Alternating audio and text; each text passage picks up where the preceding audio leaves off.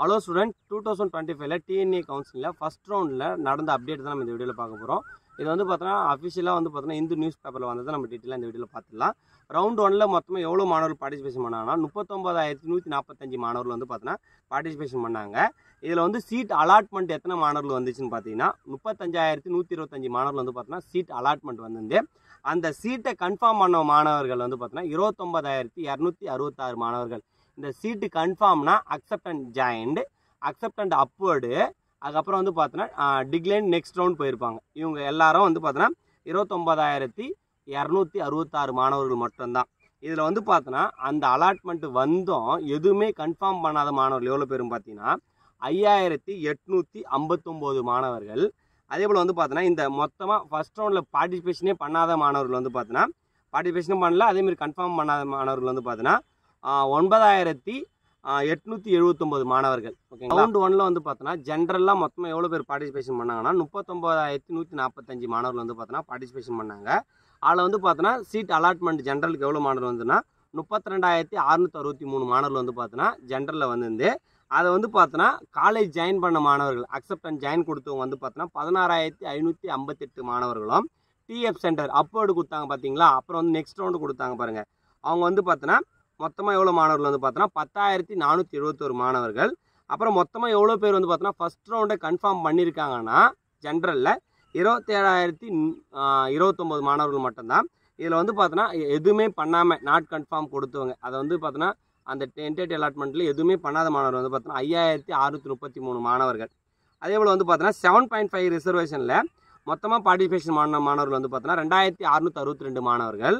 அதை வந்து பார்த்தோன்னா சீட் அலாட்மெண்ட் வந்து பார்த்தோன்னா 2,462 மாணவர்கள் வந்திருக்கு.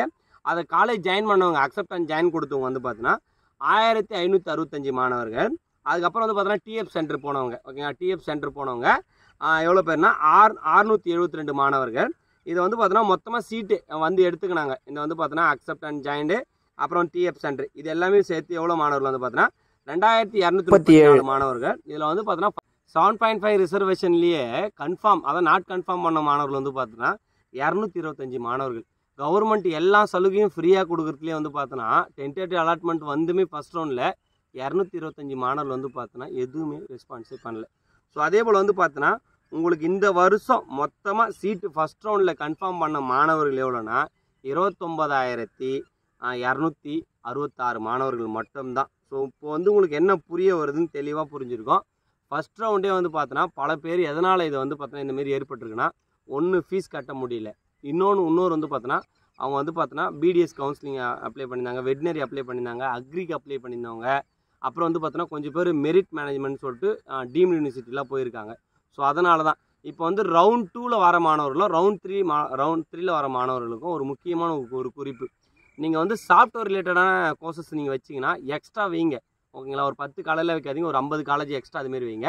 அதே போல் ஈஸி ட்ரிபிளி மெக்கானிக்னா வச்சிங்கன்னா 100% கிடைக்கும். நான் சொல்கிறது அதுதான். நீங்கள் சாஃப்ட்வேர் ரிலேட்டட்னா கண்டிப்பாக டாப் காலேஜ் வந்து பார்த்தோன்னா உங்களுக்கு வேகன்சி வரும். சப்போஸ் கிடைக்காது, இன்னொரு இது லக்கி பர்சன் யாருன்னா அப்வர்டு கொடுத்தவங்களுக்கு மாற்றம் ஏற்படும், அது ஒரு 70% மாற்றம் ஏற்படும். அதே போல் உங்களுக்கு என்ன கல்லூரியில் சீட்டு கிடச்சிருக்குன்றதை கீழே கமெண்டில் தெரிவிங்க. இதை வந்து பார்த்தோன்னா நெக்ஸ்ட் ரவுண்ட் வர மாணவர்கள் வந்து பார்த்தோன்னா ஷேர் பண்ணிவிடுங்க. ஸோ வந்து பார்த்தோன்னா சீட்டு கிடைச்ச எல்லா மாணவர்களும் வந்து பார்த்தோன்னா கலாம் கல்வி மையம் சார்பாக வாழ்த்துக்கள். உங்களுக்கு என்ன கல்லூரியில் சீட்டு கிடச்சிருக்குன்றதை கீழே கமெண்டில் தெரிவிங்க. தேங்க்யூ.